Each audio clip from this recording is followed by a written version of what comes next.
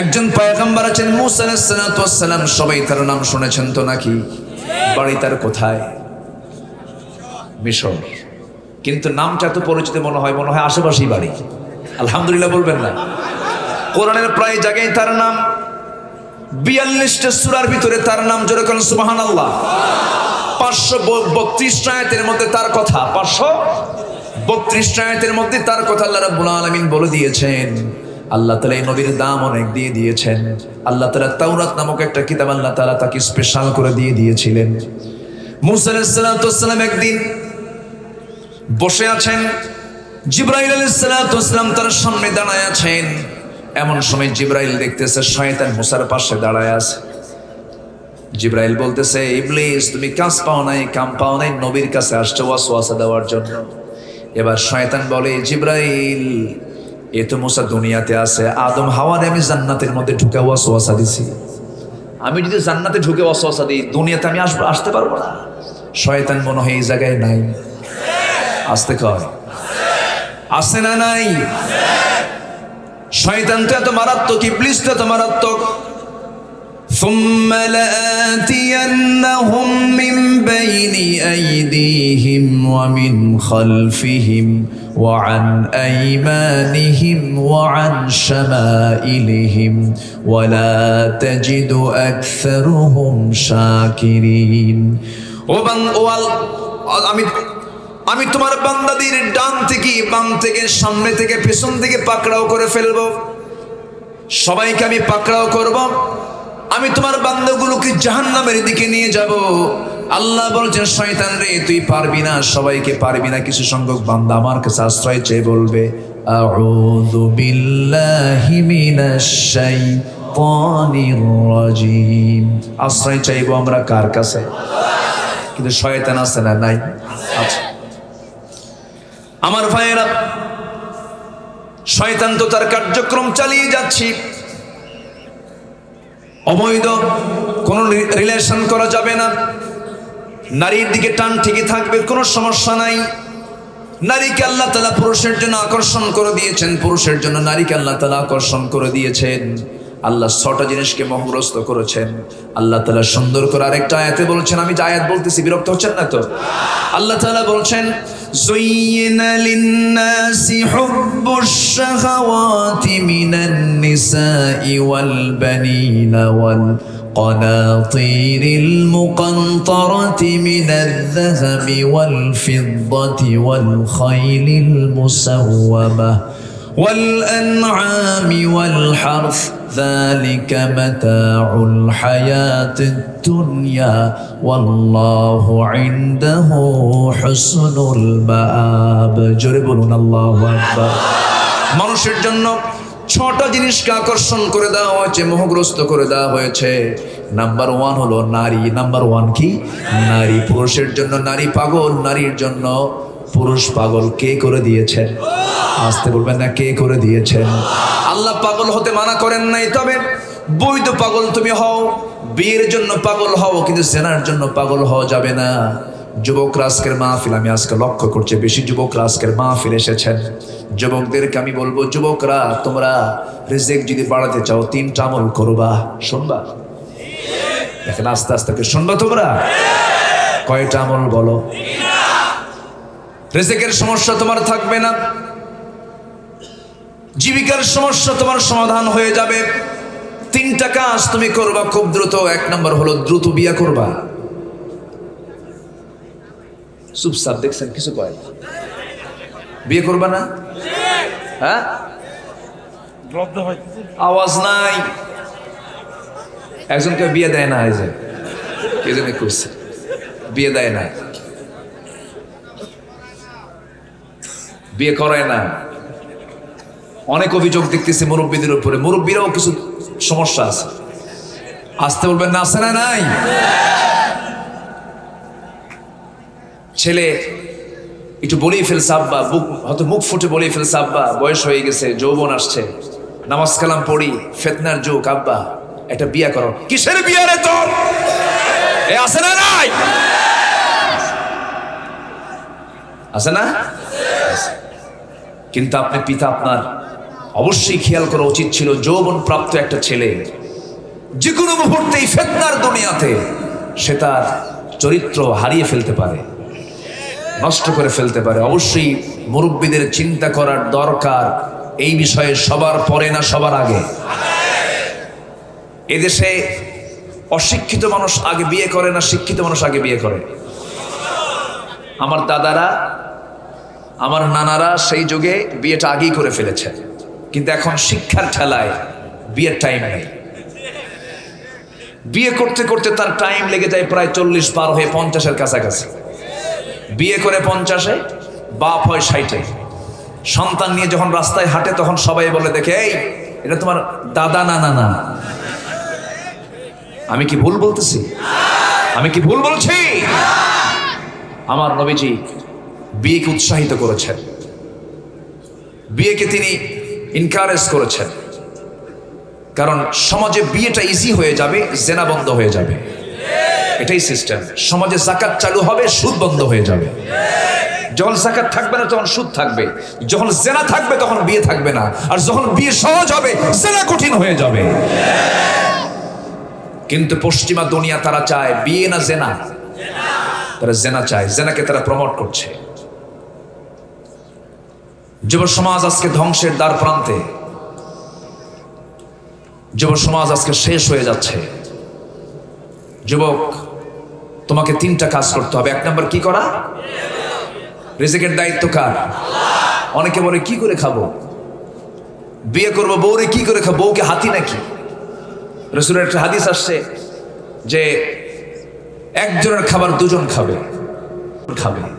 3 জনের খাবার তোমরা 6 জন মিলে খাবে, হবে না? আসতে বলে হবে না? অনেকে বলে আমার তো জীবনটা গোছানোই হলো না। গোছানোর চিন্তা করলে তোমার বিয়েই হবে না। মাছ মারতে গেছেন নদীতে, এটা কি মাছ? কি নদী? মাছ মারতে গেছেন, কি মাছ টাছ আছে তো নাকি? আছে। মাছ মারতে গেছেন, মাছ ধরে যে পাত্রে, ওটাকে কি বলে এলাকায়? ডুলা। ডুলা। আচ্ছা, ভাষা তো অনেক আমাদের দেশে, অনেক ভাষা না? ভাষার মধ্যে মজাও আছে, বলি আলহামদুলিল্লাহ। এই তো এখান থেকে দৌড় মারবেন কিশোরগঞ্জের দিকে, ময়মনসিংহের দিকে, ওরা আলাদা ভাষায় কথা বলে। ওরা মধ্যে মুত্তাসিল পর্যন্ত, 3 আলি পর্যন্ত টানে। ভাত খাইছুইন আছে না? টান মারে। কত ভাষা। রাজশাহীতে আমি গতকাল ছিলাম, রাজশাহীর মানুষ আবার তালিবুস পারে না, মানে যত চেষ্টা। বাড়ি কোথায়? রাজশাহী। রাজশাহী এরা বলতে পারে না, অথচ রাজশাহী বাড়ি। কিন্তু বাড়ি কোথায়? রাজশাহী। আবার সালাম দিতে নিয়ে আবার বলতে, আসসালামু আলাইকুম, আগে সালায় আর বলে দুলা ভাই। একটা প্যাঁচ লেগে যায়। ভাষাগুলো কে দিয়েছেন বলেন? আসতে বলুন, ভাষাগুলো কে দিয়েছেন? আল্লাহ। তবে নরসিংদীর ভাষা স্পষ্ট বোঝা যায়, আলহামদুলিল্লাহ বলেন, বোঝা যায়। ভাষার মধ্যে অন্য ভাষা ঢুকেছে কম। তবে যশোর, কুষ্টিয়া, মেহেরপুর, নড়াইলের মতো নয়, ওদের ভাষাটা একদম বইয়ের মতো ভাষা। ওদের ভাষাটা একদম অত্যাধিক স্পষ্ট ভাষা। বলি আলহামদুলিল্লাহ। তবে যেটাই মায়ের ভাষা সেটাই সুন্দর ভাষা, বলি আলহামদুলিল্লাহ। আমরা মার কাছ থেকে যা শিখেছি সেটাই সুন্দর। ডুলা না, কি বলে? ডুলা। তো ডুলায় আপনি মাছ, জাল ভরা মাছ আপনি তুললেন, কিন্তু ডুলায় মাছ রাখলেন ঠিক, কিন্তু তলা নাই। মাছ থাকবে? থাকবে মাছ? আপনি যা কামাই করবেন, বিয়ে করবেন না, তলা নাই, থাকবে না, ঠিক কিনা? কষ্ট? আমি খারাপ কিছু কইলাম? যুবকরা 1 নাম্বার কি করবা? বিয়া। একা একা করবা? আস্তে আস্তে। এখন দেখেন কোনো আওয়াজ নাই। একা একা করবা? একা একাও করা যাবে না। ওয়ালা মুত্তাখিদি আখদান ওয়ালা মুত্তাখিদাতি আখদান। গোপনে গোপনে চুরি করে কোনো নোংরামি করা যাবে না। গোপনে গোপনে কোনো প্রেম হয় না, নোংরামি হয়। নোংরামি হয়, দুষ্টামি হয়। গাছের গোড়ায় গোড়ায়, ক্যাম্পাসের বিভিন্ন গাছের গোড়ায় গোড়ায়, জোড়ায় জোড়ায় বসে বসে যেগুলো করে, এগুলো প্রেম না নোংরামি? এগুলোর নাম কি প্রেম নাকি? প্রেম কি বাইরে হয় না ভিতরে হয়? প্রেম কি স্বামী স্ত্রী ছাড়া কোনো প্রেম আছে নাকি? নাই। কিন্তু আজকে সমাজটা শেষ করে দিল। আমার দেশে কি কালচারে চালু হলো, আগে বাচ্চার মা হয়, এরপরে গায়ে হলুদ হয়, এরপরে বিয়া হয়, ঠিক কিনা? কোথায় গেলেন আপনি? আমরা কোথায় আছি আজকে? আমরা এদেরকে প্রমোট করা হয়। আবার ওমরায় তো যায়, ওমরায় গিয়ে ফেসবুক লাইভে এসে বলে, প্রিয় দেশবাসী আমার জন্য দোয়া করবেন, আমি ওমরা এসেছি, আমাকে নিয়ে বহু ষড়যন্ত্র চলতেছে, সবাই দোয়া করবেন আমি যেন নিরাপদে ওমরার সমস্ত কাজ পালন করে, দায়িত্ব পালন করে আমি যেন দেশে ফিরে সিনেমার বাকি কাজ সম্পূর্ণ করতে পারি। এরকম ডাবল স্ট্যান্ডার্ড নীতি নিয়ে মুসলিম হওয়া যাবে না, মুনাফিক হতে হবে। মুসলমান কাজ করবে দুই দিকে না একদিকে। মুসলমান হবে এক জবানের মানুষ, এক নীতিতে বিশ্বাসী, দুই নীতি নয়। মুসলমান কয় নীতি? এক নীতি। একই ব্যক্তি মাহফিলের সভাপতি, আবার ওই ব্যক্তি আবার যাত্রা কমিটির সভাপতি। একই ব্যক্তি মসজিদ কমিটির সভাপতি, আবার ওই কমিটি আবার ক্লাবের সভাপতি, গাঁজা খায়, মদ খায়। আছে না নাই? এই সমস্ত নেতৃত্বকে জুতা মেরে বিদায় করা দরকার। সব শেষ করে দিল, আমাদের সমাজটাকে ধ্বংসের দিকে ঠেলে দিল। মদের বোতল নিয়ে আলেমরা থাকে না, নাইট ক্লাবে কোন আলেম সদস্য খুঁজে পাবেন না। যারা যায় তারা কোন শ্রেণী সবাই বুঝে নেন। এগুলো বন্ধ করার জন্য সৎ নেতৃত্বের দরকার আছে না নাই? আসতে বলবেন না, আছে না নাই? নেতাকে অনুসরণ করতে গিয়ে একটু চিন্তা করতে হবে, আমি যে নেতাকে অনুসরণ করছি ভাবতে হবে এই নেতাই হবে আমার হাসরের ময়দানের নেতা। এই দুনিয়াতে আমি যাকে নেতা বানাবো, হাসরেও তিনি আমার নেতা থাকবেন। ইয়াউমা নাদউ কুল্লা উনাসিম বিইমামিহিম, কোরআন খোলেন, খুঁজে পেয়ে যাবেন। সেই দিন প্রত্যেক ব্যক্তিকে তার নেতা সহ ডাকা হবে। নেতার গুণগান গেয়েছে তুমি, আজকে তোমার সঙ্গে তোমার নেতাকেও ডাকা হবে। যখন নেতাকে সামনে নেওয়া হবে, নেতা কর্মী গন্ডগোল লেগে যাবে। শেষ পর্যন্ত কর্মীরা বলবে, আল্লাহ দোষ তো আমার ছিল না, দোষ তো নেতা আমাদের অর্ডার দিছে, এই জন্য করছি আমরা।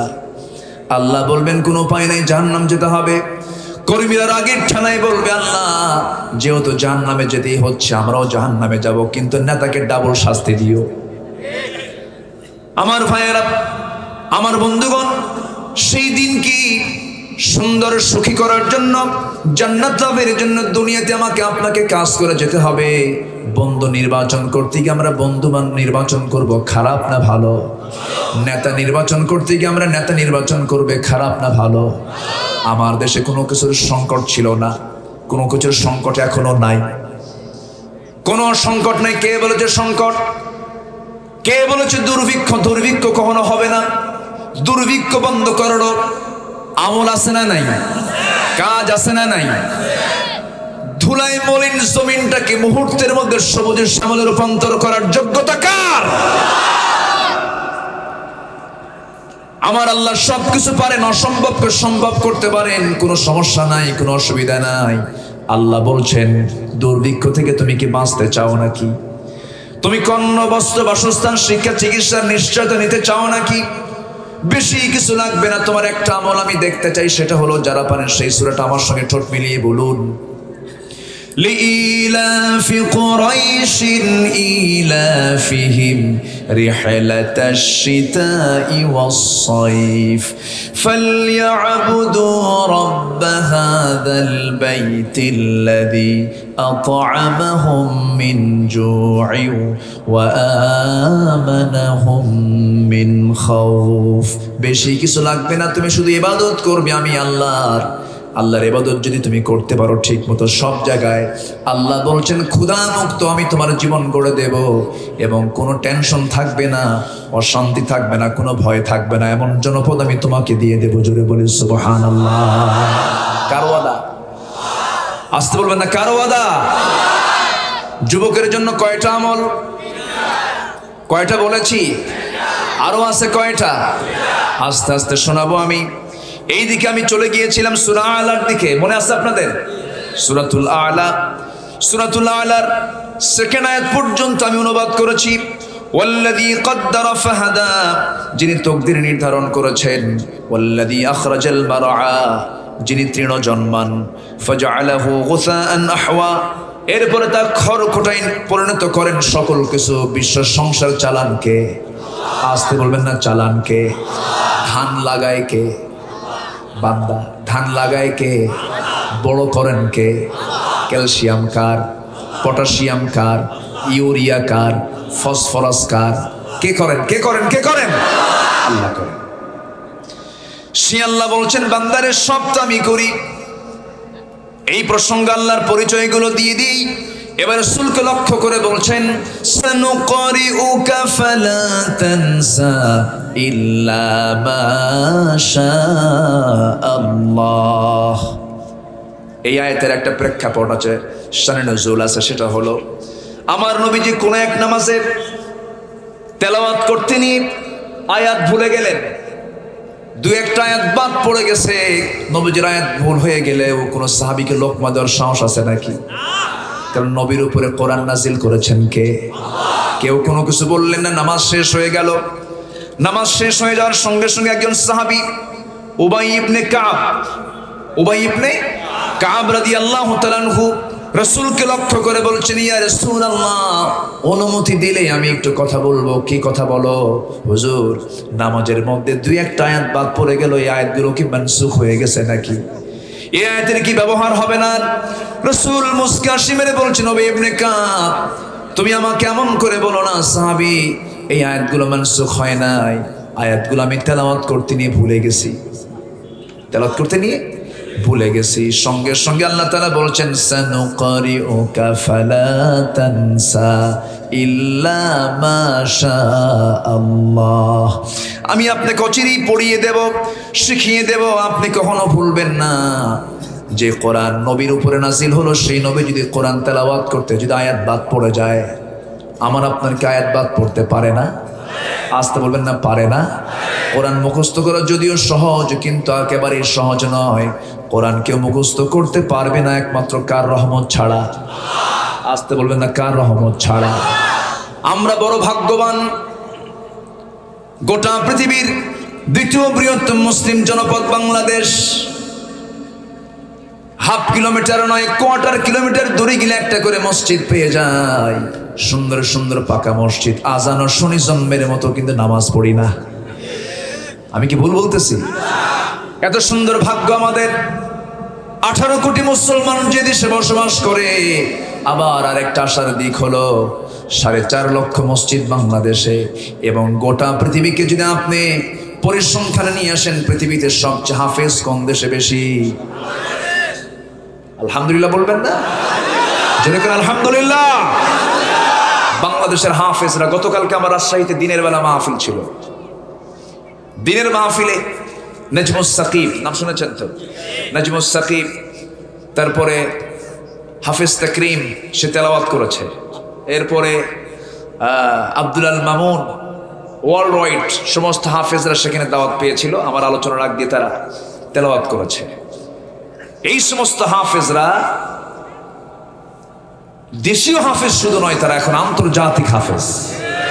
গোটা পৃথিবীর সকল হাফেজকে হারায়া, আরবকে হারায়া জিতায়া, হারায়া দিয়ে ওরা জিতে এদেশে পুরস্কার নিয়ে আসছে।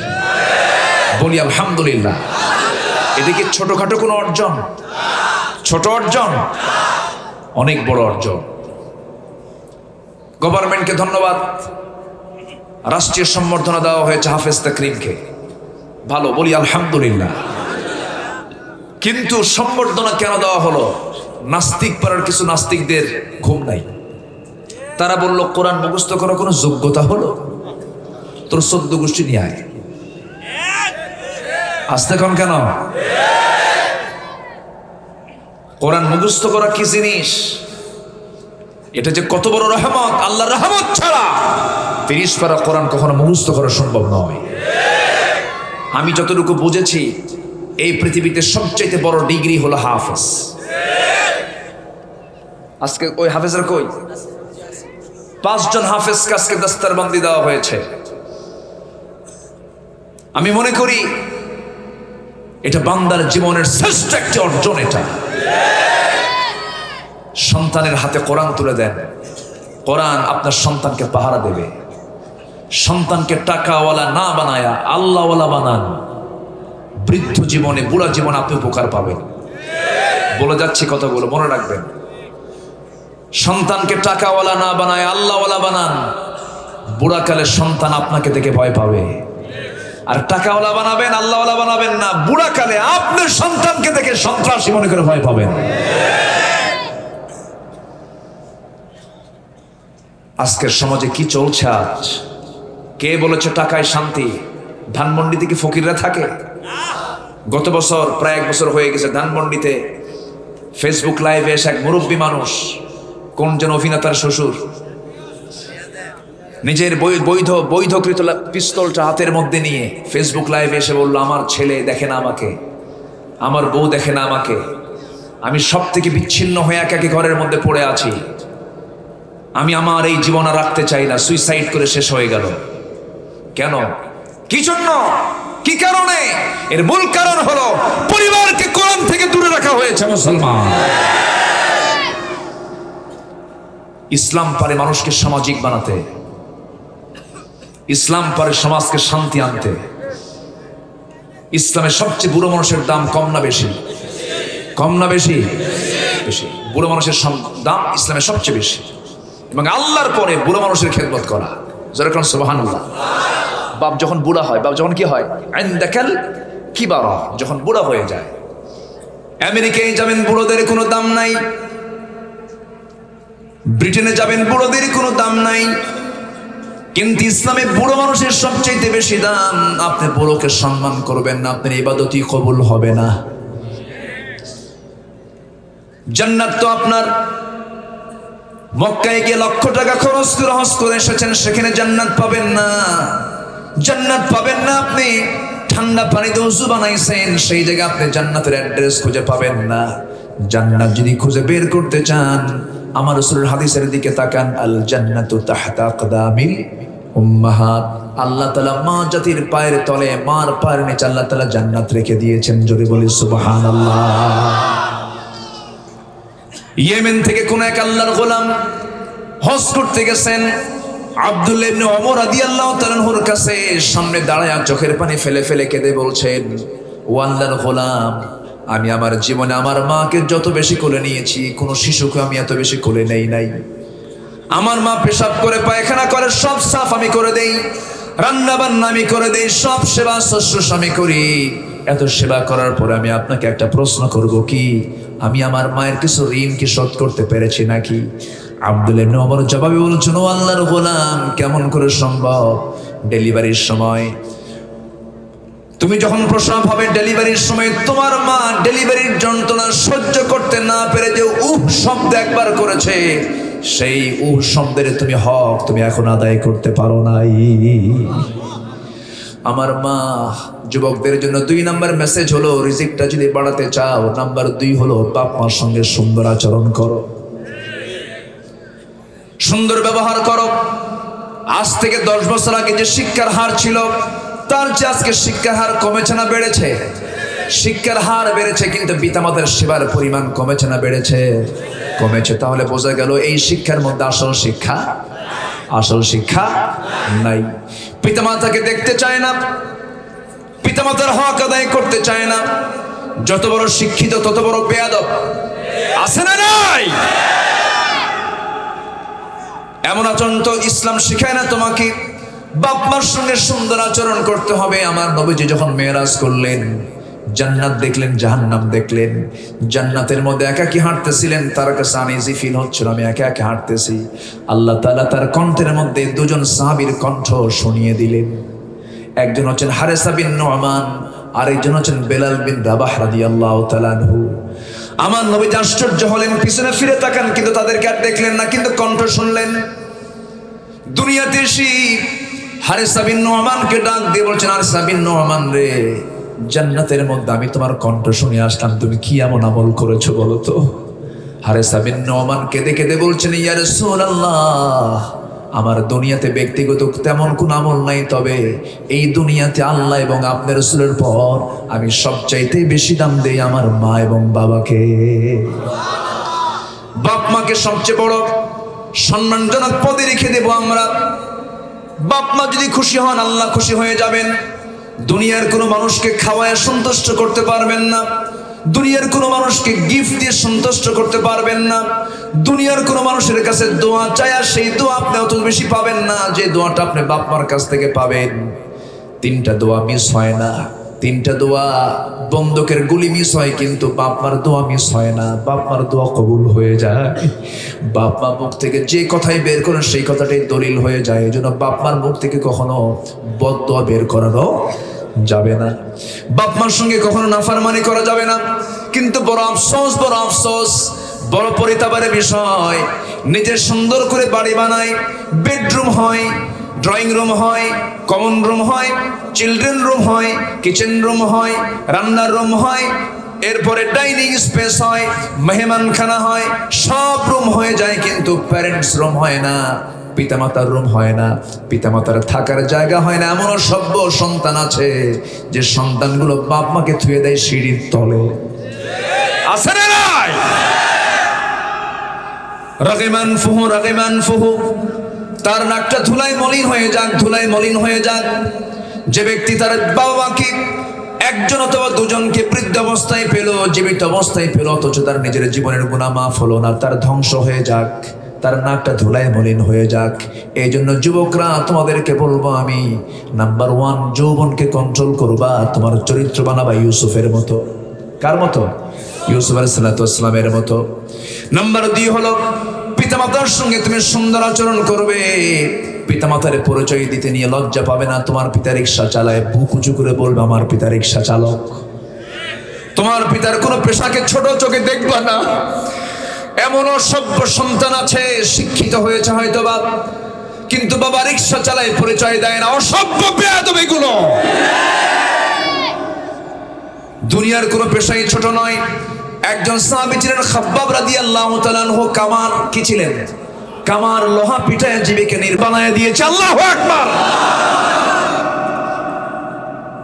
কাউকে ছোট চোখে দেখবেন না। বাপ মা যে কাজ করুক না কেন, বাপ মার দোষ আপনি ধরতে যাবেন না। বাপ মা যদি দোষও করে, সন্তান দোষ ধরে তার সঙ্গে বেয়াদবি করতে পারবে না। বাপ মার জায়গায় কোনো সন্তান বিচার খাটে না। কত শিক্ষিত বাপ চোখের পানি ফেলে ফেলে কান্দে আমাদের কাছে এসে। এই গাজীপুরে বৃদ্ধাশ্রম আছে। আমি একদিন ঢুকলাম, ভিতরে ঢুকে দেখি বুড়া মানুষ কাঁদতেছে। আমারে ধইরা বললাম, চাচা বাড়ি কোথায়? বাড়ি ধারায় বাড়ি আমার। বাড়ি ধারা? আপনি এই জায়গায় কেন? বাবা ছেলেগুলো সব আমাকে এখানে রেখে গেছে। বললাম আপনার ছেলে মেয়েগুলোকে আপনাকে দেখে না? বাবা এখানে মাসে মাসে টাকা পাঠায়। আপনাকে কাছে রাখে না কেন? খুব ব্যস্ত মানুষ তারা। যে শিক্ষার মধ্য দিয়ে বাপ মাকে দেখার সময় পায় না, ওই শিক্ষা কোনো শিক্ষা না। ওই শিক্ষার মুখে আমরা থুতু মারি, থুতু মারি, থুতু মারি।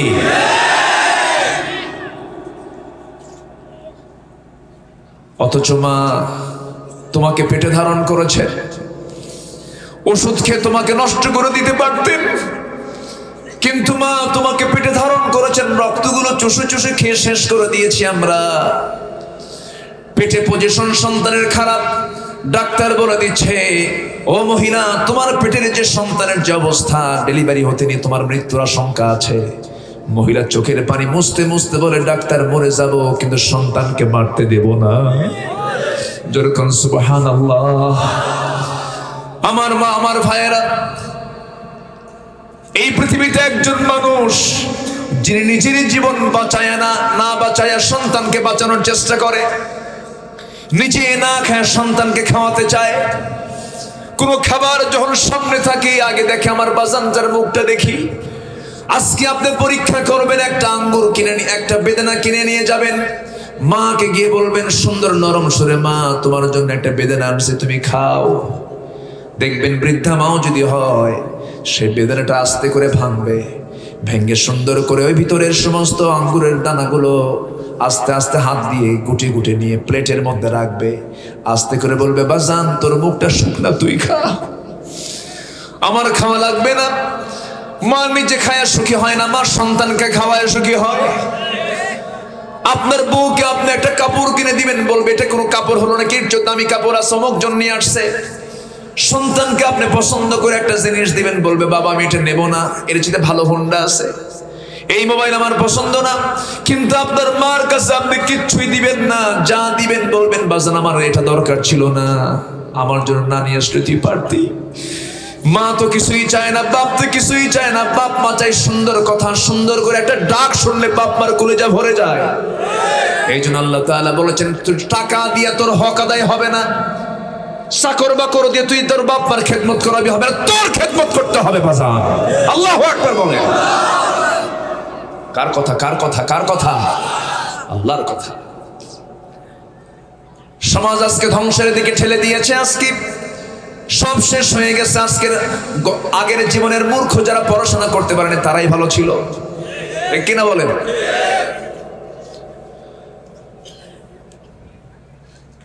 আমার ভাইয়েরা, ও যুবক ভাইয়েরা, আজকের মাহফিলে যুবকরা এসেছো, যুবকদের জন্যই তো বেশি দরকার। তিনটা কাজ, কয়টা কাজ বলো? নাম্বার 1 হলো দ্রুত বিয়ে করো, দ্রুত বিয়ে করো। রিজিকের ফয়সালা কার?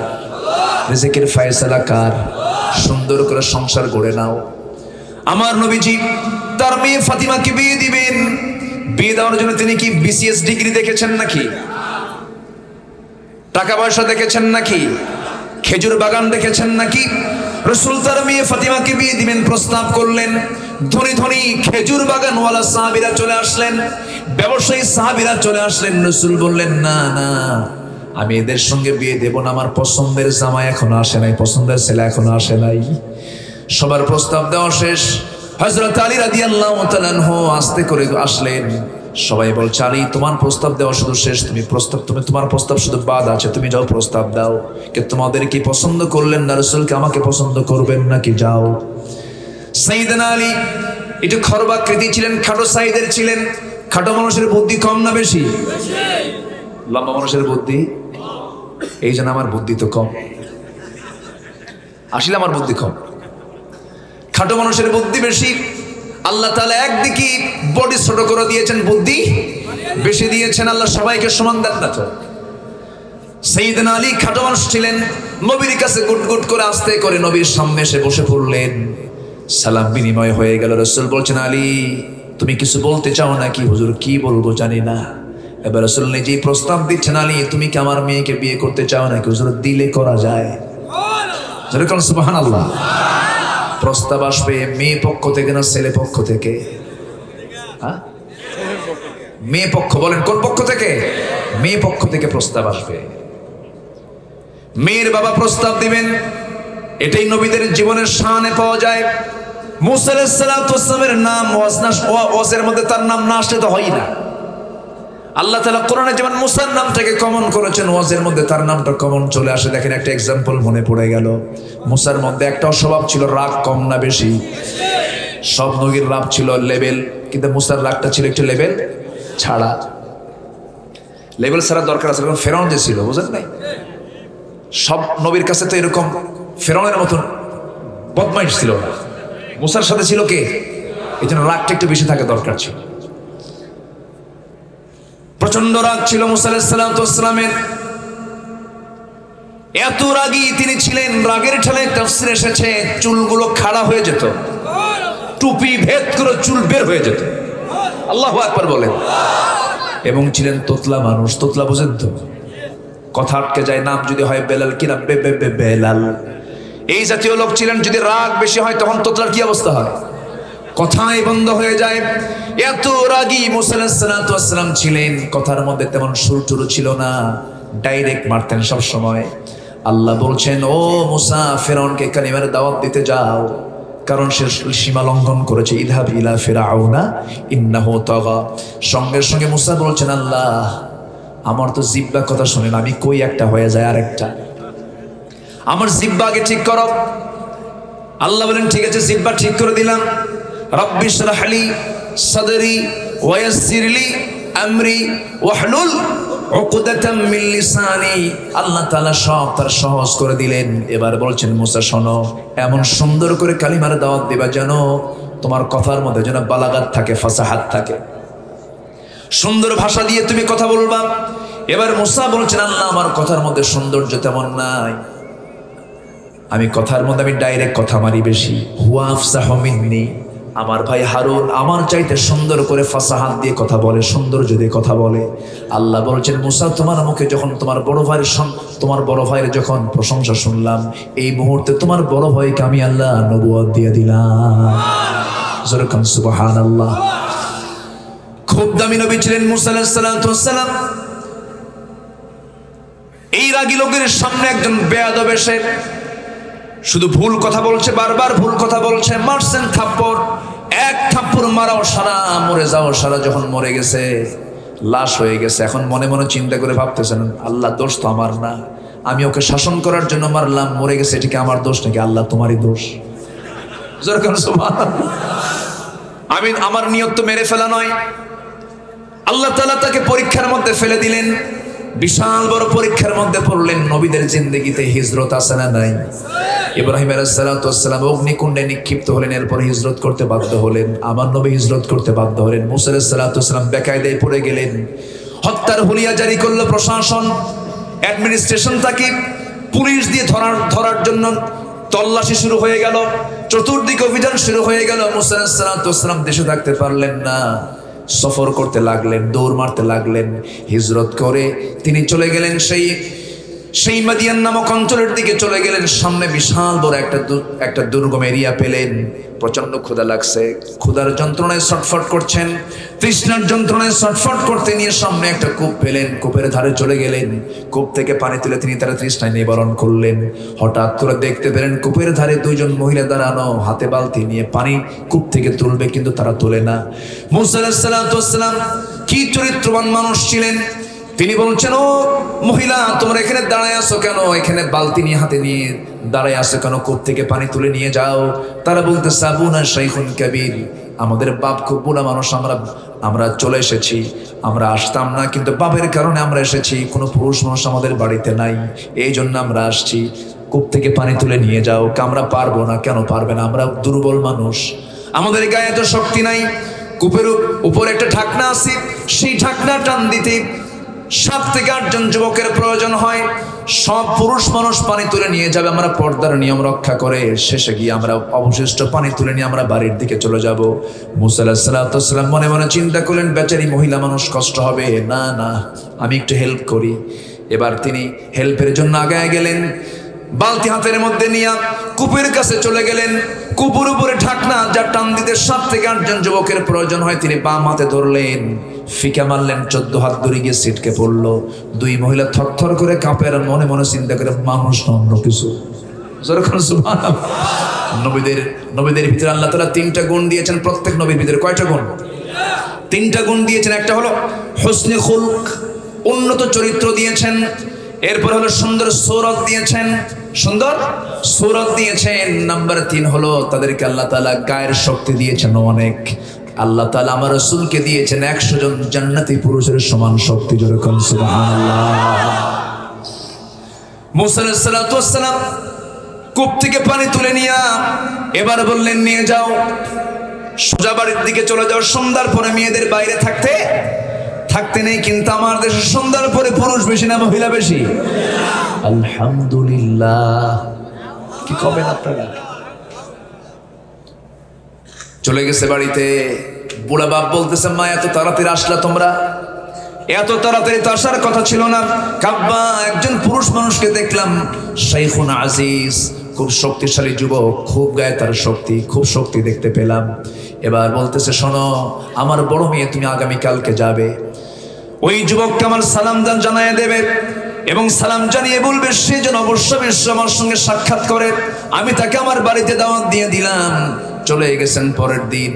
এবার গিয়ে বলছেন, শুনুন যুবক, আব্বাজান আপনাকে সালাম জানিয়েছেন, তিনি আমাদের বাড়িতে আপনাকে দাওয়াত দিয়েছেন, আপনি কি যাবেন নাকি?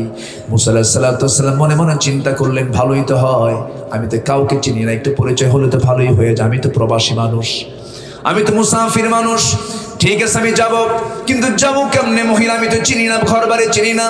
এবার মহিলা বলছেন, চেনার কোনো প্রয়োজন আপনার নাই, আমি সামনে সামনে চলবো, আপনি আমার পিছে পিছে আসবেন, আপনি আমাকে ফলো করে করে আসবেন। মুসার চোখ বড় হয়ে গেছে, চোখ বড় করে বলতেছে, এই মহিলা তুই আমারে কি কইলি? তুই আমারে কি কইলি আমি পিছে পিছে আসবো? তুই আমার সামনে থাকবি? না না না না, তুই তো মুসল্লির জাত, আমি হলাম ইমামের জাত। ইমাম তো পিছনে থাকে না, ইমাম থাকে সামনে, তুই মুসল্লি পিছনে আয়। আল্লাহু আকবার বলেন। নেতৃত্বের জন্য পুরুষ না নারী? নামাজ পড়াবে পুরুষ না নারী? পৃথিবীতে সকল নবী রাসূল পুরুষ না নারী? ফয়সালা কার? দোষ কার? আল্লাহ।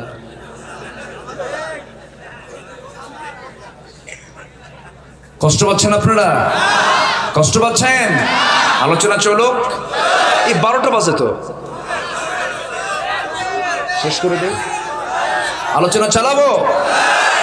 জোরে বলি ইনশাআল্লাহ। ফজর নামাজ পড়ে যাবেন? কি বলে?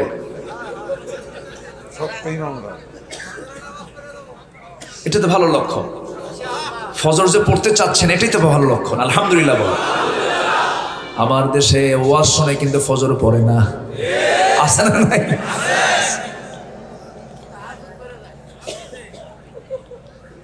আমার ভাইয়েরা, মুসা আলাইহিস সালাতু ওয়াস সালাম পিছন থেকে এবার বললেন, মহিলা তুমি আমার পিছনে আসো, আমি তোমার সামনে চলবো। আমি যদি তোমার পিছনে থাকি, তুমি নারী, মাথা থেকে পা পর্যন্ত আল্লাহ তোমাকে পুরুষের সুন্দর করে বানিয়েছেন, পুরুষের জন্য। আমার চোখের গুনাহ হয়ে যাবে, আমার অন্তরে ওয়াসওয়াসা আসতে পারে, অতএব আমি সামনে থাকবো, তুমি আমার পিছে পিছে থাকবা। বেশি কথা বলতে পারবা না, শুধু একটা কথা বলবা, ডান বাম ডান বাম, এর বাইরে এক চুল কোনো কথা বলা যাবে না। কি শক্ত ঈমান! জোরে কোন সুবহানাল্লাহ, জোরে কোন সুবহানাল্লাহ। মেয়েরা যখন পরপুরুষের সঙ্গে কথা বলবে, কথার মধ্যে কোনো নরম সুর থাকা যাবে নাকি? ওয়াকুলনা কাওলাম মারুফা, ন্যায়সঙ্গত স্ট্রেট ফরওয়ার্ড কথা বলবে। কিন্তু মেয়েরা কি এরকম করে কথা কয় নাকি? যদি প্রশ্ন করা হয়, আপনি কেমন? আমি খুব ভালো, আপনি ভালো আছেন তো? আছে না নাই? সকল রিসেপশনে চাকরি পায় পুরুষ না মহিলা? মহিলা। শুধু ক্লায়েন্ট ঢোকার সঙ্গে সঙ্গে দাঁড়ায়া ওয়েলকাম, আসুন বসুন, আছে না নাই? মেয়েরা কি চাকরানি না রাজরানী? মেয়েরা ইসলামের দৃষ্টিতে চাকরানি না রাজরানী? পুরুষ যদি বউকে, স্বামী যদি বউকে না খাওয়ায়, জাহান্নাম যেতে হবে। কোথায় যেতে হবে? স্বামী যদি স্ত্রীকে না খাওয়ায়, যদি খোরপোশ না দেয়, কোথায় যেতে হবে? আর বউ যদি স্বামীকে না খাওয়ায়, কিছুই হবে না, আস্তে খাওয়ায়। বাস্তব তো তাই। বউ যদি স্বামীকে না খাওয়ায়, এতে কোনো জবাব দিয়ে আল্লাহর কাছে নাই। তাহলে কি মেয়েদের দাম কম হলো না বেশি হলো? চাকর হলো পুরুষ জাত, আর রানী হলো নারী জাত। আল্লাহু আকবার বলেন। এরপরেও কয় আমাদের কোনো অধিকার নাই। আছে না নাই? আল্লাহ তাদেরকে বসে বসে খাওয়াচ্ছে। কষ্ট পাচ্ছেন আপনারা? কষ্ট পাচ্ছেন? বউ যদি কোটি টাকার মালিক হয়, যদি 1 টাকাও আপনার স্বামী আপনাকে না দেয়, কোনো গুনাহ হবে না, ওটা ওর। সুবহানাল্লাহ বলবেন না? জাস্ট আমি মাসলা বললাম। এখন যদি আপনি মানবিক না হন, তাহলে তো সমস্যা। স্বামীর জন্য স্ত্রী অবশ্যই এগিয়ে আসার দরকার আছে না নাই? আচ্ছা, কিন্তু যদি না দেন, ইসলামে তাকে ধরতে পারবে না, শরীয়ত তাকে পাকড়াও করতে পারবে না। কারণ খোরপোশের দায়িত্ব স্ত্রীর না পুরুষের? স্ত্রীর না স্বামীর? স্বামী। চলে গেলেন। অনেক লম্বা কথা ধরলাম, দেখি তো কি করি বলেন তো? হ্যাঁ, কি আলোচনা চালাবো? চালাবো, আলোচনা চলো। হুজুর মরুক, হুজুর বাসুক, বলি আলহামদুলিল্লাহ। বাড়ি পেয়ে গেছেন মুসা আলাইহিস সালাতু ওয়াস সালাম। বৃদ্ধ লোকের সঙ্গে দেখা হলো। এইদিকে মনে মনে ওই বৃদ্ধ লোকের যে বড় মেয়ে, তিনি লক্ষ্য করলেন গতকাল আমি দেখলাম একাই সে ওই কূপের ঢাকনা টান দিল, বিশাল শক্তিশালী পুরুষ। আর আজকে আমি টের পেলাম সে আমার দিকে চেয়ে থাকে না, বদনজর নাই, বারবার আমার দিকে চেয়ে থাকে না, সুন্দর চরিত্র তার। একজন আদর্শ নারীর কাছে সেই জাতীয় পুরুষ পছন্দ।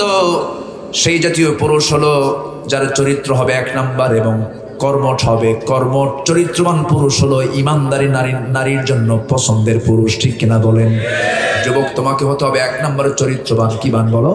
চরিত্রবান হতে হবে এবং কর্মঠ হতে হবে, অলস হওয়া যাবে না।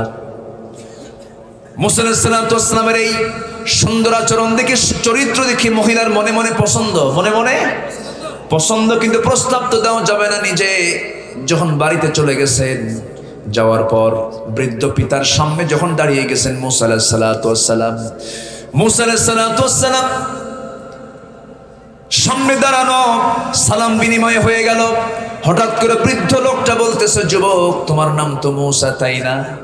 আশ্চর্য হয়ে গেছেন, এত দূর আমি চলে আসলাম, ফেরাউন আমাকে পাকড়াও করে ফেলবে, এত দূর চলে আসলাম হিজরত করে, এই লোকটা আমার নামটা কেমন করে জানলাম, লোকটা কে? টেনশনে পড়ে গেলেন। সঙ্গী সঙ্গী বৃদ্ধ লোকটা বলতেছেন, যুবক মুসা তুমি মনে মনে কি চিন্তা করো? আমি আরো কিছু জানি। কি? মানুষকে থাপ্পড় মারছো, মরে গেছে, এরপরে আসছো। তিনি আরো জড়সড় হয়ে গেলেন, আল্লাহ বিপদে মনে পড়েই গেলাম। এবার বলছেন, তুমি কি চিন্তা করো? কেন?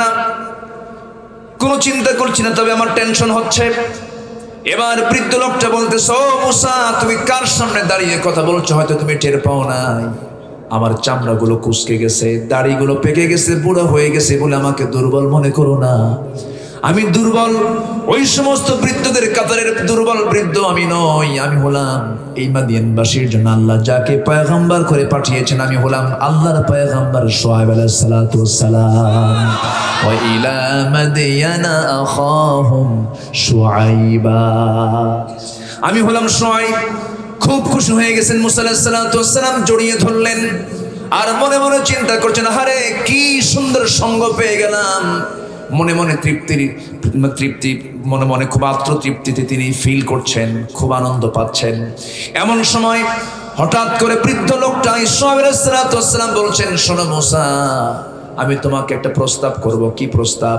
সেই প্রস্তাবটা হলো, গতকালকে আমার মেয়েকে দেখেছো, আজকে আমার মেয়েকে দেখেছো, এই দুইটা মেয়ের যে কোনো একটা মেয়েকে আমি তোমার সঙ্গে বিয়ে দেব, তুমি কি রাজি নাকি?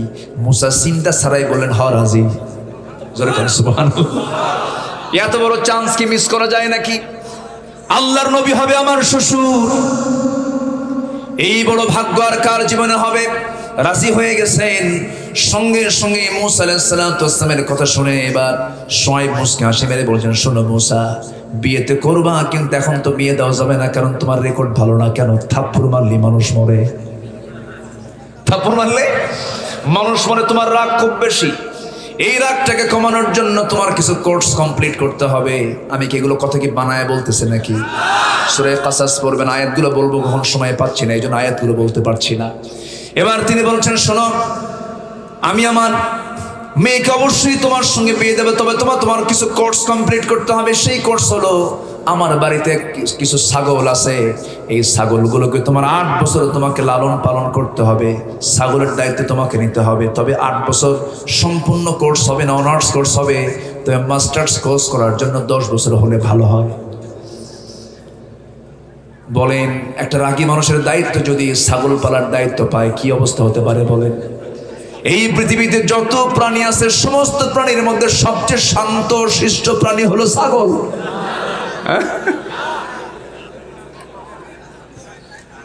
ছাগল যদি একবার ব্রেক মারা বোঝেন তো?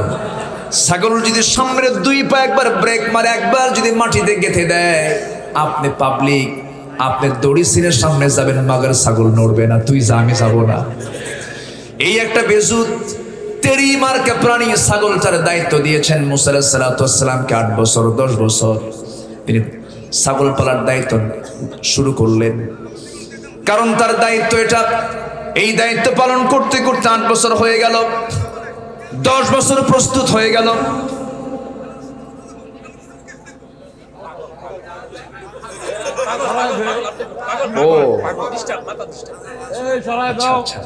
অসুস্থ একজন ভাই, অসুস্থ তো, আল্লাহ তুমি তাকে সুস্থতা দিয়ে দাও, জোরে বলি আমিন। ও না না, আপনি ঠিক আছেন, ঠিক আছেন আপনি। জি, আপনি চা খাবেন? এই ওনাকে নিয়ে যান তো, চা খাওয়ার জন্য নিয়ে যান তো একটু, ওনাকে একজন নিয়ে যান না, ওনাকে চা খাওয়ান। এখানে না, এখানে না, এখানে না।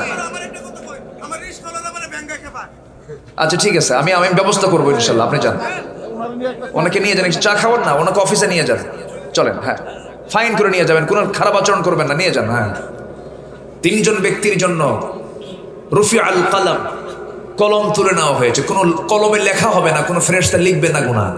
3 শ্রেণীর জন্য। 1 নম্বর হলো ঘুমন্ত ব্যক্তি, নাম্বার 2 হলো মস্তিষ্ক বিকৃত পাগল ব্যক্তি। তাহলে আমার আপনার চাইতে ওই পাগলরা বিপদে না নিরাপদে? আলহামদুলিল্লাহ বলেন।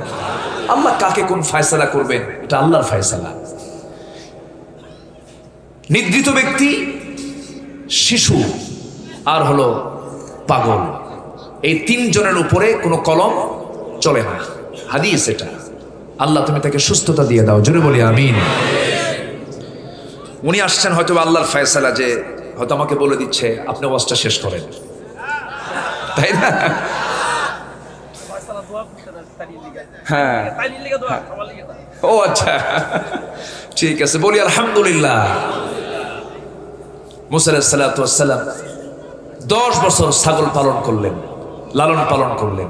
ইবনে কাসির এসেছে, তাফসীর ইবনে কাসির এসেছে, শেষ দিন যেদিন তার ছাগল পালার ডিউটি শেষ, ছাগলগুলো পালটা যখন তিনি মাঠ থেকে নিয়ে আসতেছেন, হঠাৎ করে একটা ছাগল পাল থেকে বিচ্ছিন্ন হয়ে একা একদিকে মারছে দৌড়।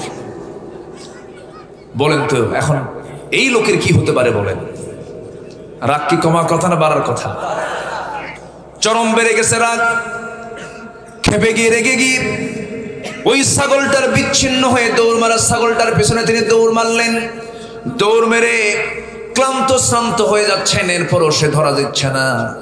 কিন্তু নবীদের গায়ের শক্তি কম না বেশি? ছাগল পারল না, ছাগল থেমে গেল। 2 পা 2 হাতের মধ্যে নিয়ে উপরে তুলছেন, কি করবেন? এক আছাড় মারবেন, রাগ উঠে গেছে 16 আনা, 100 ডিগ্রি হয়ে গেছি, আছাড় মেরি তাকে শেষ করে ফেলবেন। কিন্তু লক্ষ্য করে দেখেন ছাগলটার লোমকূপ দিয়ে ঘামগুলো টপ টপ করে পড়ে, চোখে মুখে ভীতির ছাপ, ভয় পাচ্ছে ছাগল, থরথর করে কাঁপতেছে। মুসা আলাইহিস সালাম মনে মনে চিন্তা করেন, বেচারা তুই তো ছাগল, তোরে মাইরা লাভ কি? তুই তো কিছুই বুঝিস না। 2 পা 2 হাত থেকে ছেড়ে দিলেন, বুকের মধ্যে নিয়ে ছাগলটাকে আদর করলেন, সোহাগ করলেন, তাকে মোহাব্বত করলেন। আল্লাহ বলেন, মুসা তোমার রাগ কমে গেছে, আমি তোমারে নবুয়ত দিয়ে দিলাম। ওয়াতাওয়াসাউ বিল হাক্কি ওয়াতাওয়াসাউ বিস সাবর। আমার ভাইয়েরা, তাহলে প্রস্তাব আসবে ছেলে পক্ষ না মেয়ে পক্ষ? এই কথা বলতে না আমি এই মুসার কাছে চলে আসছিলাম, এখন নবীর কাছে যাই। কোন নবীর কাছে? আমার নবীর কাছে আমি চলে যাচ্ছি। আমার নবী তার মেয়েকে বিয়ে দিবেন, সামনে আলী বসা, মনে আছে তো আপনাদের? সামনে আলী বসা। আজকে যুবকদের জন্য ওয়াজ হয়ে যাচ্ছে। আমি ফিনিশিং দেব, এই সূরারও ফিনিশিং দেব, জোরে বলি ইনশাআল্লাহ। আমি সানুকরিউকা ফালা তানসা এই পর্যন্ত আসছি, আমি আরো কিছু কথা বাদ আছে, তাই না? কারণ কোরআনের মাহফিল তো, এখানে দার্স থাকতে হবে। আজকে মাহফিলগুলো দর্শ শূন্য হয়ে পড়েছে। এমন আলোচক আমার দেশে আসছে যারা 2 ঘন্টার বক্তৃতা একটা আয়াত বলে না, আছে না নাই? একটা হাদিস বলে না। যে আলোচনায় আয়াত নাই, হাদিস নাই, সে আলোচনা আলোচনা না, সে আলোচনা হলো আলোচনা, ঠিক কিনা? কোরআন এবং হাদিসের পরিমাণ কতগুলো হলো হাত দিয়ে গুনবেন, যে এই আলোচক কয়টা আয়াত বলছে, গুনবেন। আপনি গুনবেন, তখন ভাববেন যে যত আয়াত থাকবে তত বরকত থাকবে। আল্লাহু আকবার বলেন। আমার নবীজি তার মেয়েকে বিয়ে দিবেন, আসাদুল্লাহিল গালিব সামনে দাঁড়ানো। রাসূল বললেন, আমার আলী, তুমি কিছু বলতে চাও নাকি? তুমি কি আমার মেয়েকে বিয়ে করবা নাকি? বলো হুজুর, দিলে করা যায়। লজ্জা পাচ্ছেন, দিলে করা যায়। রাসূল বললেন, তুমি আমার মেয়েকে যে বিয়ে করবা, টাকা পয়সা আছে নাকি? হুজুর, টাকা পাবো কোথায়? ঘরই তো নাই, আমার বাড়ি নাই, ঘরই নাই, রাতের বেলা কি খাবো সেই খাবারও নাই। আল্লাহু আকবার বলেন। রাতের বেলা খাবার নাই, কিচ্ছু নাই। আমার রাসূল বলেন কিছুই কি তোমার নাই? আছে কি? এই যে তরবারি, এই যে ঢাল, এছাড়া কোনো সম্পদ আমার নাই। রাসূল বলছেন আলী, তোমার তো তরবারি ছাড়া চলবে না, যুদ্ধ সবসময় লেগেই থাকে, সবসময় যুদ্ধের জন্য তোমাকে প্রস্তুতি নিতে হয়, তুমি হলে আসাদুল্লাহিল গালিব। কিন্তু ঢাল ছাড়াও যুদ্ধ চলে, ঢালটা বিক্রি করে আসো, ঢাল বেচার টাকাই হবে তোমার বিয়ের মহরানা। যাও তুমি ঢাল বিক্রি করে আসো। ঢাল বিক্রি করার জন্য তিনি বাজারে চলে গেছেন, বিক্রি করবেন। কিন্তু সামনে দাঁড়ানো যিনি ক্রেতা তিনি হচ্ছেন ওসমান জিন্নুরাইন, আমার নবীর বড় মেয়ের জামাই, দুইটা মেয়ের জামাই। যেরকম সুবহানাল্লাহ। দুইটা মেয়েকে রাসূল বিয়ে দিয়েছিলেন, তার সাথে একটা মেয়েকে দেওয়ার পর সে মারা যায়, এরপর আরেকটা মেয়েকে দিয়েছেন, তিনিও মারা যান। রাসূল বলেন আমার যদি আরেকটা মেয়ে থাকতো, আমি আরেকটা মেয়েকে আমি ওসমানের হাতে দিয়ে দিতাম। খুব লাজুক ছিলেন ওসমান রাদিয়াল্লাহু তাআলা। তিনি ধনী ছিলেন। তিনি কি ছিলেন? ধনী ছিলেন, কিন্তু এরকম বর্তমান দুনিয়ার ধনীর মতো ধনী না। এমন ধনী তিনি ছিলেন, মাঝে মাঝে রাসূলের কাছে এসে বলতেন হুজুর আমার টাকা পয়সা বেড়ে যাচ্ছে, আপনি দোয়া করেন কমে জানো কি সম্পদ জানো। এরকম ধনী কি গোটা দুনিয়া খুঁজে পাওয়া যাবে নাকি? আমি তো আমার জীবনে পাই নাই কোনো ধনী এসে বললো হুজুর আমার সম্পদ যেন কমে, আপনি দোয়া করেন। কিন্তু ওসমান এমন ধনী ছিলেন, তিনি এসে মাঝে মাঝে বলতেন হুজুর আল্লাহ তাআলা আমার সম্পদ এত বাড়ায় দিচ্ছে কেন, আপনি দোয়া করেন আমার যেন সম্পদ কমে যায়। রাসূল বলেন তোমাকে আমি একটা প্রশ্ন করব। কি প্রশ্ন? তুমি যখন উটের পিঠে বসে বসে কোনো খাবার খাও, কেমন করে খাও বলো তো? হুজুর উটের পিঠে আমি হয়তো খাওয়া শুরু করেছি চলন্ত অবস্থায়, সেই সময় আমার হাত থেকে যদি একটা দানাও যদি পড়ে যায়, সেই সময় আমি উটটাকে থামায়া দিয়া বসায়া দিয়া নিচ থেকে সেই দানাটা তুলে পানি দিয়ে ধুয়ে খাই, দানা নষ্ট করি না। রাসূল বললেন ও ওসমান তোমার সম্পদ কোনোদিন কমাতে চাইলেও কমবে না। সুবহানাল্লাহ। এটা আবার কেমন ধনী দেখেন। সময় খুবই অল্প, একটু কান লাগান। প্রসঙ্গ তো আমি চলে যাচ্ছি মূল আয়াতের দিকে আস্তে আস্তে। সাইয়েদনা আলী রাদিয়াল্লাহু তাআলা বিক্রি করতে গেছেন ঢাল বিক্রি করতে গিয়ে ওসমান সামনে পড়ে গেছেন, বলছেন ওরে আলী সকালবেলা সাত সকালে তুমি ঢাল নিয়ে বাজারে কেন? আমি ঢাল বিক্রি করতে আসছি। কেন, কি হয়েছে? বিয়ে ঠিক হয়েছে। কার সাথে? আপনার শালীর সাথে। ঢালটা কিনে নিলেন। ঢাল কিনে নেওয়ার পর কয়েক কদম যাওয়ার সঙ্গে সঙ্গে পিছন থেকে ডাক দিয়ে বলছেন ও আলী তুমি তো আমার হবু ভাইরা, কিছুক্ষণ পর ভাইরা হয়ে যাবে, তোমাকে তো কিছু হাদিয়া তোহফা তোমাকে দিতে হবে, কিছু গিফট তোমাকে করতে হবে। এই যে আমার নবীজি তার মেয়েকে বিয়ে দিয়ে দিলেন, সবচেয়ে কম মহরনা, সবচেয়ে কম মহরনা, সবচেয়ে কম খরচ, পৃথিবীর সবচাইতে অনাড়ম্বর, কোন আড়ম্বরতা ছিল না, সবচেয়ে সিম্পল বিয়া হয়ে গেল ফাতিমার। যে ফাতিমা হলেন সাইয়্যিদাতু নিসাই আহলিল জান্নাহ, যে ফাতিমা হলেন জান্নাতের সমস্ত নারীদের সর্দারিনী, সমস্ত মুমিনা নারীদের সর্দারিনী। ফাতিমার বিয়ে হলো সবচেয়ে সিম্পল বিয়ে হয়ে গেল। বিয়ে যখন হয়ে গেল, রাসূল বলছেন ফাতিমারে আমি তোমাকে বিয়ে দিচ্ছি, শোনো বাপের বাড়ি থেকে এখন স্বামীর ঘরে যাবে, মৃত্যুর দিন পর্যন্ত স্বামীর বিরুদ্ধে একটা নালিশ যেন আমার কানে না আসে। আমি এমন জামাই তোমাকে দেই নাই যার নালিশ তোমাকে আমার দিতে হবে। স্বামীর ঘর তোমার আসল ঘর। কিন্তু আজকের সমাজে কিছু কিছু বাপও আছে, কিছু কিছু বউ আছে, স্বামীর ঘরে গিয়ে বাবার বাড়ির বাহাদুরি দেখায়। আছে না নাই? বাহাদুরি দেখে। আবার বাপও ফোন দিয়ে বলে মা শোন, যদি তোর জামাই তোরে কিছু কয়, কোনো কিছু করে শুধু ফোন দিবি, খাইয়া ফালাম। এই আছে না নাই বলেন? এগুলো করা ঠিক নয়। স্বামীকে সম্মান করতে হবে। বিয়ে হয়ে গেছে, তার বাড়ি কি বাবার বাড়ি না স্বামীর বাড়ি? বলেন কার বাড়ি? বলেন স্বামীর বাড়ি। স্বামীর গুরুত্ব আছে না নাই? বলেন স্বামীর গুরুত্বটা আছে। স্বামীর ঘরে চলে গেছেন ফাতিমা রাদিয়াল্লাহু তাআলা আনহা। ফাতিমা যখন স্বামীর ঘরে চলে গেছেন, ঘর নাই বাড়ি নাই, অনম্বর জীবন যাপন করছেন, কিন্তু কি সুখ শান্তি ছিল। ফাতিমা রাদিয়াল্লাহু আনহা একদিন ঘরের মধ্যে আছেন, না খাওয়া আলী দরজা এসে ডাকতেছেন, দরজা খুলে গেছে, সালাম দিয়েছেন কিন্তু মুখে হাসি নাই। ফাতিমা বলছেন আমার স্বামী আপনি মুখে হাসি দেন না কেন? আমি আপনাকে ঘরের মধ্যে ঢুকতে দেব না, আপনি বাইরে বের হয়ে যান, যতক্ষণ না হাসবেন ততক্ষণ আপনি ঘরের মধ্যে ঢুকতে পারবেন না। যেরকম সুবহানাল্লাহ। তাদের ঘরে টাকা পয়সা ছিল না, ধন দৌলত ছিল না, কিন্তু ঘরটা ছিল মহব্বত দিয়ে ভরা। আজকের সমাজে পরিবারের মধ্যে ফার্নিচার আছে, ঘরটা ফার্নিচার দিয়ে ভরা, কিন্তু সুখ মহব্বত ভালোবাসা নাই। আমার নবীজি তার মেয়েকে বিয়ে দিয়ে কথাগুলো জানিয়ে দিলেন। একদিন আমার নবীর সামনে ফাতিমা রাদিয়াল্লাহু আনহা বসে বসে নামাজ পড়ছিলেন। রাসূল বলছেন, ফাতিমা বসে বসে নামাজ পড়ো কেন? তুমি তো যুবতী মেয়ে, নামাজ তো বসে বসে পড়া উচিত নয় সুস্থ অবস্থায়। এবার তিনি বলছেন, আব্বা আমি বসে বসে নামাজ পড়ার হেতু হলো আমার জামার পিছন সাইডটা ছেঁড়া। এই ছেঁড়া অংশটুকু নিয়ে আমি যদি নামাজে দাঁড়িয়ে যাই, ওই ছেঁড়া অংশের দিকে আপনার নজরটা চলে যাবে। আপনি মনে মনে চিন্তা করবেন, আমার জামাই আলী আমার মেয়েকে কাপড়ে কষ্ট দেয়, আমার স্বামীর এতটুকু দুর্নাম প্রকাশ পেয়ে যাক আপনার সামনে, এটা আমি চাই নাই। মনে করে বসে বসে আমার স্বামীর দোষটাকে আড়াল করার জন্য নামাজ পড়তেছি। মায়েরা কি আছে মাহফিলে? মায়েরা কি আছে? ফাতিমা রাদিয়াল্লাহু তাআলা আনহা একদিন নবীর কাছে আসলেন। তিনি আটা পিষতে পিষতে হাতে দাগ পড়ে গেছে, কড়া পড়ে গেছে, কূপের পানি তুলতে তুলতে তার কোমরে ব্যথা হয়ে গেছে, ঘরে ঝাড় দিতে দিতে কাপড় চোপড় ময়লা হয়ে গেছে। দুইটা সন্তান হাসান হোসেন ছোট্ট ছোট্ট বাচ্চা, তাদের খেদমত করতে তার কষ্ট হচ্ছে। নবীর কাছে গিয়ে বললেন, ইয়া রাসূলুল্লাহ, আব্বাজান আপনি তো রাষ্ট্রনায়ক, আপনার কথায় অনেক কিছু হতে পারে, আমি তো একটু কষ্ট অনুভব করছি। কি আপনার হাসান হোসেন নাতিদের কষ্ট হচ্ছে?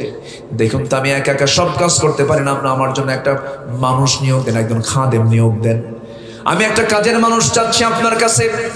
আমার নবীজি মুস্কি হাসি মেরে আস্তে করে তার মেয়ে ফাতিমাকে কাছে টেনে নিয়ে বলছেন, ফাতিমা আমি তোমাকে একটা বিষয় শেখায় দেব। কি বিষয়? আমার মা কাজের মেয়ের প্রয়োজন নাই, নিজের কাজ নিজে করো। যেরকম সুবহানাল্লাহ, নিজের কাজ নিজে করো, কাজের মানুষের প্রয়োজন নাই। তবে আমি তোমাকে একটা আমল শিখিয়ে দেব মা, সেটা হলো সুবহানাল্লাহ আলহামদুলিল্লাহ আল্লাহু আকবার 33 বার তুমি সকাল সন্ধ্যা পড়বে। তোমার সমস্ত কাজ কামার আল্লাহ তোমার জন্য ইজি বানাইয়া দিবে। একটু টাকা পয়সা হলেই কাজের মেয়ে 1 2 3 4। একজন মেকআপ ম্যান আছে না নাই? এইরকম বিলাসিতা করা যাবে না মা। দুনিয়াটা এমনের জন্য, দুনিয়াটা এমন নয়। দুনিয়াটা আপনি কষ্ট করবেন যত, আখিরাতে তত সুখ করবেন। দুনিয়াটা আপনার জন্য ইবাদতের জায়গা। আমরা ইবাদত করে যাব। জোরে বলি ইনশাআল্লাহ, জোরে বলি ইনশাআল্লাহ। যুবকদের জন্য কয়টা আমল? কয়টা আমল বলেন? নাম্বার 1 হলো দ্রুত বিয়ে করো। নাম্বার 2 হলো বাপ মা সেবা করো। বাপ মা যদি দুষ্ট হয়, দুষ্ট শব্দ বলা যাবে না। বাপ মা যদি বেনামাজি হয়, গালি দেওয়া যাবে না, বোঝানো যাবে। বুড়া যদি হয়ে যায়, সেই বাপ মা তোমার দুর্নাম করলো, তাদেরকে কোনো গালিগালাজ করা যাবে না। নাম্বার 3 হলো জীবনের সকল জায়গায় ভয় করতে হবে কাকে? আসতে বলবেন না, কাকে? আল্লাহকে ভয় করতে হবে। তোমার সামনে সুন্দরী নারী পড়ে যাবে, আলিয়া নারগিস সুইটি বিউটি সব তোমার সামনে পড়ে যাবে, সেই সময় বলতে হবে ইন্নী আখাফুল্লাহ। রাজুলুন ইযা দাআতহু ইমরাতান যাত হাসাবিন ওয়া জামালিন ইন্নী আখাফুল্লাহ। সুন্দরী নারী তোমাকে প্রেমের প্রস্তাব দিয়ে ফেলবে, তোমাকে কুপ্রস্তাব দেবে, সেই সময় বলবে আমি কাকে ভয় করি? আসতে বলবেন না, কাকে ভয় করি? এই কোরআনের মধ্যে আল্লাহ তাআলা একটা সূরা দিয়েছেন, সূরা ইউসুফ। সূরা ইউসুফ দিয়েছেন যুবকদের জন্য। কাদের জন্য বলেন? যুবকদের জন্য। যৌবনটাকে ঠিক রাখার জন্য, যৌবনকে নষ্ট করা যাবে না। সাইয়েদনা ইউসুফ আলাইহিস সালাতু ওয়াস সালামকে আল্লাহ তাআলা মডেল বানিয়ে দিয়েছেন গোটা পৃথিবীর যুবকদের জন্য। তিনি কত বড় ঈমানদার ছিলেন। পৃথিবীর সবচেয়ে সুন্দরী সম্ভ্রান্ত একজন নারী তাকে প্রস্তাব দিয়েছে, তার জন্য দিওয়ানা। সেই সময় তিনি বলেন আমি কাকে ভয় করি? আসতে বলবেন না, কাকে ভয় করি? আল্লাহকে ভয় করি। আমার ভাইয়েরা, আমার বন্ধুগণ, একটু কান লাগাবেন। আল্লাহ তাআলা এই সূরার শেষের দিকে এসে বলছেন, সফল যদি হতে চাও আমি আল্লাহ তোমাদেরকে কিছু পরামর্শ দিচ্ছি, সেই পরামর্শ তোমরা নিয়ে নাও। আমরা ব্যর্থ হতে চাই না, সফল হতে চাই। সফল হতে হলে আল্লাহ তাআলা এই সূরার শেষের দিকে এসে বলছেন, قد أفلح من تزكى وذكر اسم ربه فصلى بل تؤثرون الحياة الدنيا। জোরে বলুন আল্লাহু আকবার। সফল তো যে কোটিপতি সে সফল নয়, বড় গ্রুপ অফ ইন্ডাস্ট্রিজের মালিক সে সফল নয়, সুন্দর চেহারা সে সফল নয়, সুন্দর বংশ সে সফল নয়, সফল সেই বান্দা যে বান্দা নফসের শুদ্ধতা আনতে পেরেছে, এই নফসকে যে পরিশুদ্ধ করতে পেরেছে, সে মহা সফল। কার কথা? আসতে বলবেন না, কার কথা? নফসকে খারাপ কিছু চায় না, ভালো কিছু চায়? খারাপ কিছু চায়। নফসের চাহিদা হলো খারাপ। এই নফসকে ট্রিটমেন্ট করব আমরা, এই নফসের ট্রিটমেন্ট করে আমরা নফসকে শুদ্ধ করে ফেলবো। তাজাক্কা তাজকিয়াতুন নফসের জন্য আমরা মেহনত করব। নফসকে শুদ্ধ করার জন্য কিছু টিপস আমি আপনাদেরকে জানায় দেই। বেশি করে কি তেলাওয়াত করা? আসতে বলবেন না, কি তেলাওয়াত করা? যার মুখে আল্লাহর যত বড় বেশি জিকির থাকবে, যার মুখে আল্লাহর জিকির থাকবে, সে কখনো খারাপ কাজে যেতে পারবে না। কথার চেয়ে যেন জিকিরটা বেশি থাকে। লা তুকসিরুল কালামা বিগাইরি যিকরিল্লাহ ফাইন্না কাসরাতুল কালামি বিগাইরি যিকরিল্লাহি কাসওয়াতুল লিল কলবি। তোমাদের কালামে, তোমাদের কথায় যেন আল্লাহর জিকিরের চাইতে অন্য কথা বেশি না বের হয়।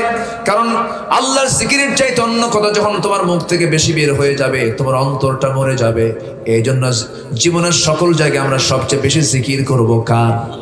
আমার প্রাণটা কার হাতে? তাহলে আমি সফল হয়ে যাব। কোরআনটা নিয়মিত পড়বো, নামাজটা পড়বো আমরা কয় ওয়াক্ত? 5 ওয়াক্ত নামাজ পড়বেন কারা কারা? একটু হাত তুলে দেখান। জোরে বলি ইয়া আল্লাহ, আরো জোরে বলি ইয়া আল্লাহ।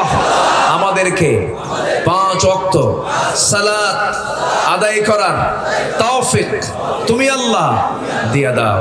জোরে বলি আমিন।